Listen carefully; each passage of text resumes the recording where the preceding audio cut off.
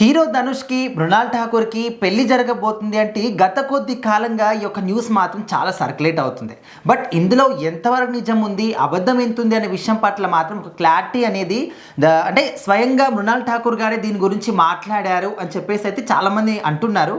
మరి నిజంగా మాట్లాడితే ఏం మాట్లాడారు? సో ఖచ్చితంగా మృణాల్ ఠాకూర్ గారి గురించి అలాగే ధనుష్ గారి గురించి గత కొంతకాలంగా కొన్ని వార్తలు వస్తూనే ఉన్నాయి. సో వాళ్ళు పెళ్లి చేసుకోబోతున్నారు, వాళ్ళిద్దరు కలిసి తిరుగుతున్నారు, వాళ్ళు సినిమాలకు వెళ్తున్నారు, షికార్లకు వెళ్తున్నారు, వాళ్ళ ఫోటోలు వస్తున్నాయి అది ఇది అని చెప్పి. బట్ అయితే వీటిపైన మృణాల్ ఠాకూర్ గారు క్లారిటీ ఇచ్చారనమాట. సో ఆవిడని ఏదో ఒక ఇంటర్వ్యూకి వెళ్తే ఆవిడకి ప్రశ్న ఎదురవుతుంది, ఏంటి మీరు ధనుష్ గారిని పెళ్లి చేసుకోబోతున్నారని. అసలు ఆ మాట ఎక్కడి నుంచి వచ్చిందో తెలియదు, ఆ మాట ఎవరన్నారో తెలియదు. వాళ్ళనే అడగండి, పెళ్లి డేట్ కూడా వాళ్ళే చెప్తారు. సో వ్యాలంటైన్స్ డే రోజు మా ప్రోగ్రామ్ ఏంటో కూడా వాళ్ళే చెప్తారు, అది కూడా వాళ్ళని అడగండి రాసుకున్న వాళ్ళని. సో మేమైతే ఎప్పుడు చెప్పలేదు కదా. సో నాకు ధనుష్ గారు బ్రదర్ టైప్ అని చెప్పి ఆవిడ ఎప్పుడో క్లారిటీ ఇచ్చారు. సో మళ్ళీ రీసెంట్ ఇంటర్వ్యూలో కూడా ఆవిడ అదే క్లారిటీ ఇచ్చారనమాట. సో అసలు మా మధ్య అట్లాంటివి ఏం లేవు, మేము చాలా సినిమా చేసినా ఏం చేసినా మేము బయట కలిసినా కూడా చాలా ఫ్రెండ్లీగా ఉంటాం.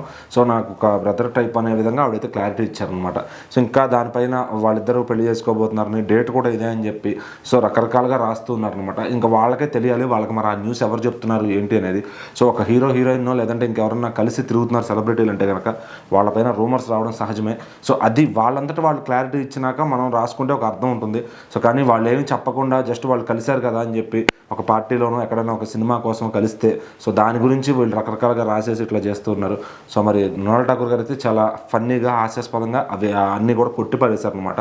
సో చాలా క్లారిటీ ఇచ్చారు, ఎవరైతే చెప్తున్నారో వాళ్ళనే ఆ డేట్ కూడా చెప్పేమనండి అని చెప్పి చాలా కౌంటర్గా వేశారనమాట. సో ఇంకా రాసేవాళ్ళు కూడా అలాంటివన్నీ మానుకుని సో వాళ్ళని జస్ట్ యాక్టర్స్ లాగాను, వాళ్ళని జస్ట్ ఫ్రెండ్స్ లాగానే ట్రీట్ చేస్తే బాగుంటుంది. సో ఏదైనా ఉంటే వాళ్ళ సోషల్ మీడియా ద్వారా వాళ్ళే చెప్తారు.